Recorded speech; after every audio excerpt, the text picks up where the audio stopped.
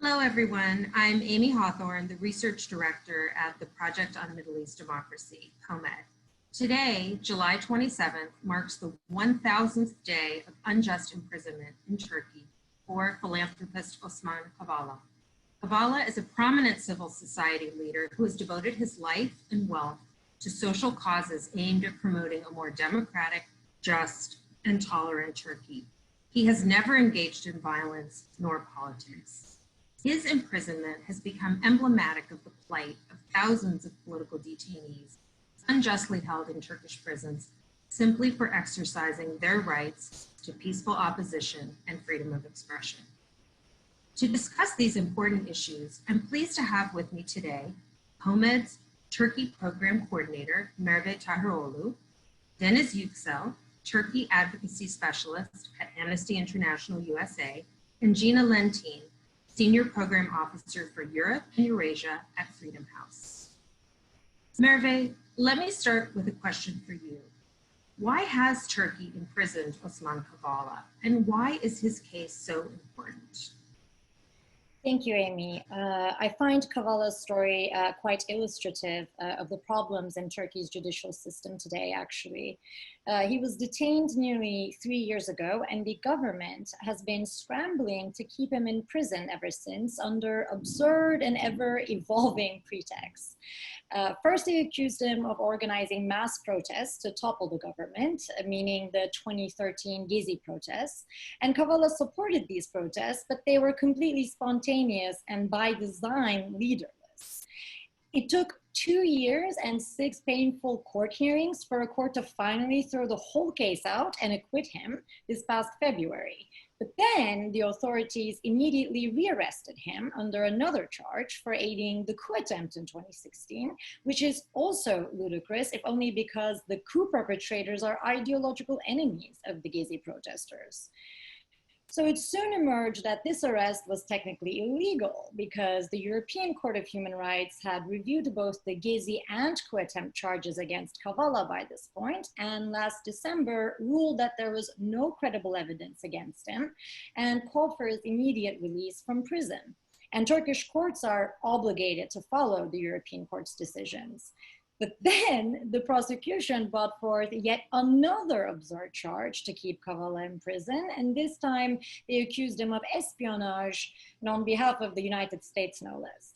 So it's clear that the Turkish government has, for whatever reason, determined this man, this liberal civil society leader, to be a threat to the regime, and they will arbitrarily accuse him of anything that paints him as a traitor and keep him locked up for years despite the absurdity and indeed illegality of the situation.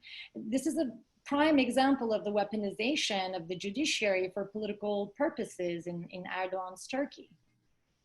Thank you, Merve. Kavala is far from the only civil society leader in Turkey facing politically motivated charges.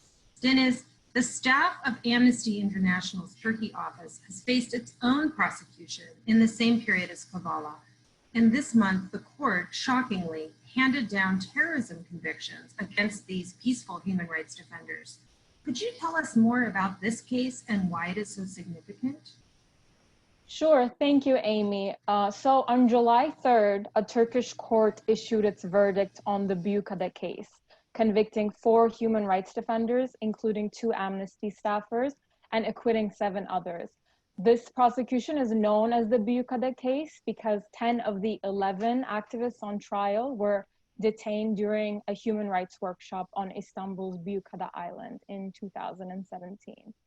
The court convicted former Amnesty Turkey chairman and current honorary chairman Taner Kılıç of membership in a terrorist organization, sentencing him to 6 years and 3 months imprisonment. Additionally, the court convicted former Amnesty Turkey director İdil Eser and 2 others of supporting a terrorist organization and sentenced them to 25 months imprisonment each.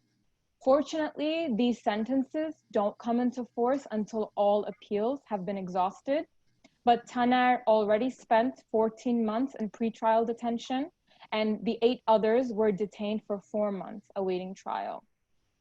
While the court's written reasoning has not yet been released, the acquittal of 7 human rights defenders who were also at the Büyükada workshop suggest that the convictions were due to the defendants' previous activism rather than their participation in the workshop.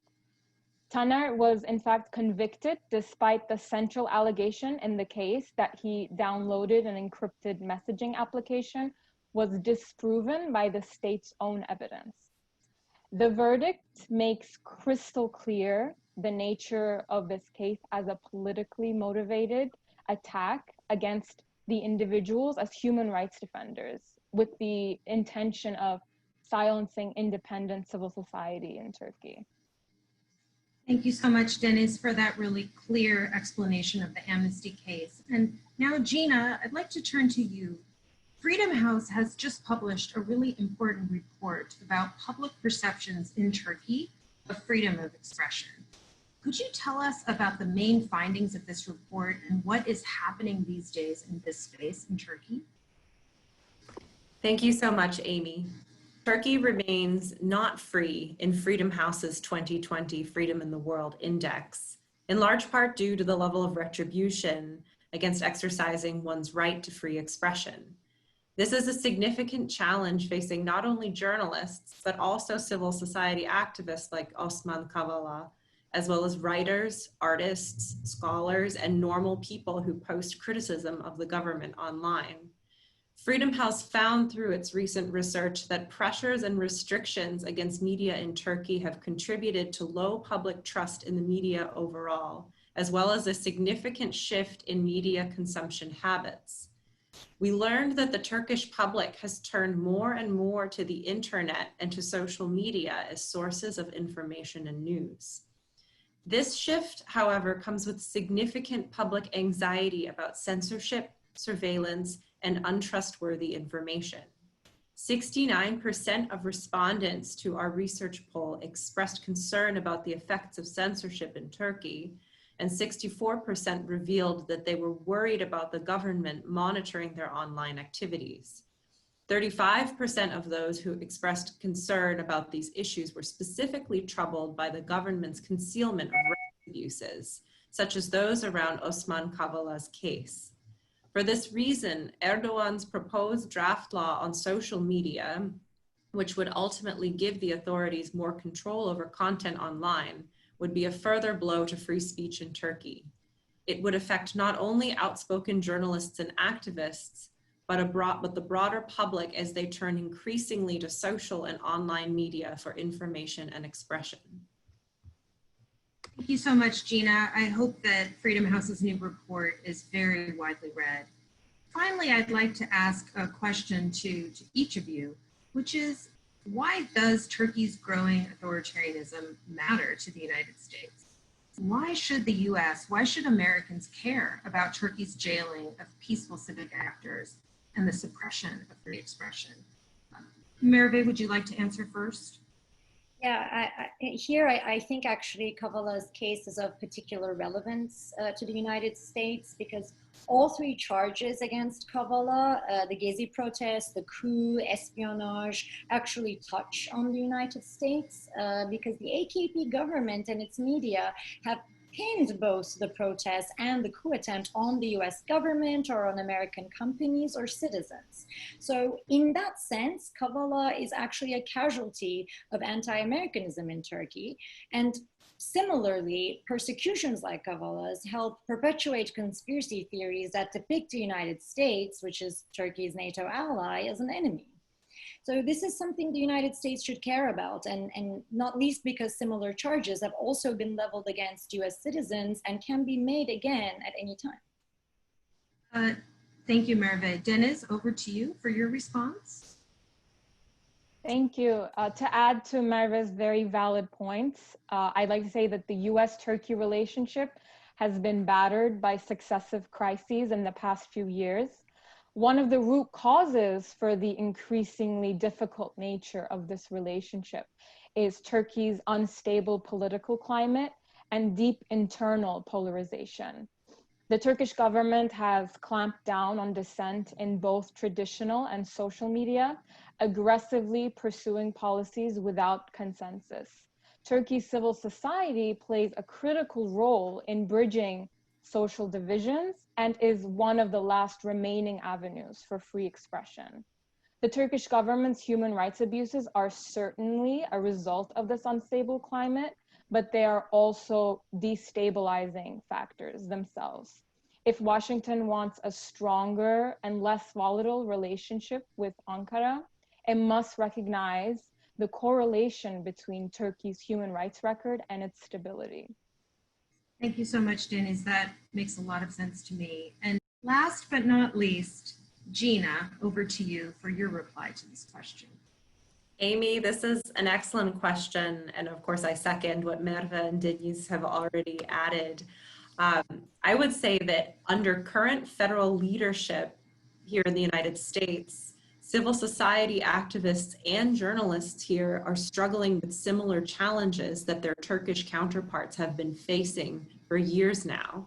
Now is not the time for civil society in the United States to take an insular approach to defending human rights principles and fundamental freedoms. Given the growing trend of a liberal leadership and authoritarianism worldwide, documented in Freedom House's flagship publication, Freedom in the World, the fight against suppression of freedom of expression and fundamental rights in general is a global one. In that respect, as far as rights are concerned, what affects Turkey affects us here in the United States as well.